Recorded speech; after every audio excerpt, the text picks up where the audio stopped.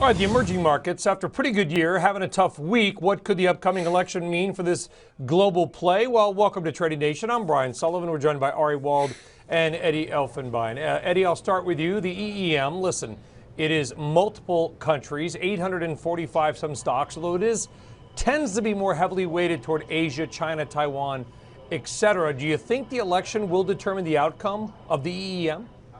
You know, I wouldn't be too worried about the election and that focus on the emerging markets. For one thing, you're assuming, will Donald Trump get elected? Will he have a congressional mandate? Will he be able to do something about trade? And what will replace it? What will his agenda be? They're really acting several chess moves out. But if you just look at the emerging market trade, I still think it looks very good. North American investors have been conditioned to think, oh, the EM trade, that's refracted through the dollar, that's a commodity story. And really, that's not so true anymore. Now these markets have their own domestic equity markets. There's a domestic bid. The story used to be, is PIMCO buying? What is Bill Gross doing?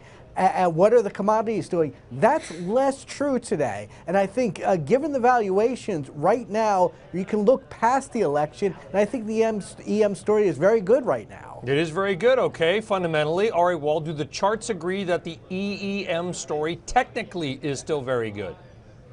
Technically, I think there's more upside. Of course, the space has had a terrific rally year to date. We've seen some moderation of late in recent weeks, but I think there is another leg higher. The level I'm watching on the upside is $40. That's where the real major 10-year downtrend comes in for EEM, dating back to the 07 peak, I believe. But we're actually using it more as a risk indicator here.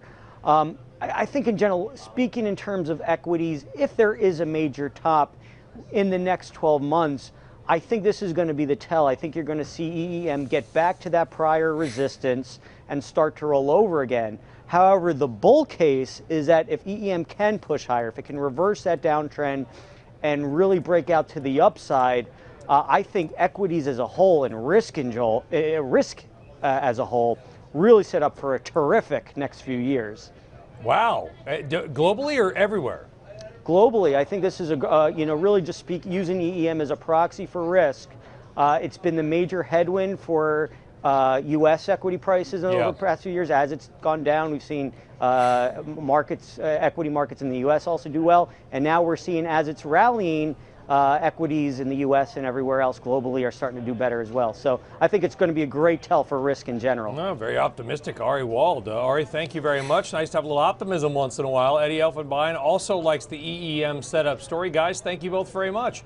Folks, told you it's called Trading Nation for a reason. In that case, we just traded some nations. In fact, many of them all chunked into one ETF. I'm Brian Sullivan. We'll see you next time.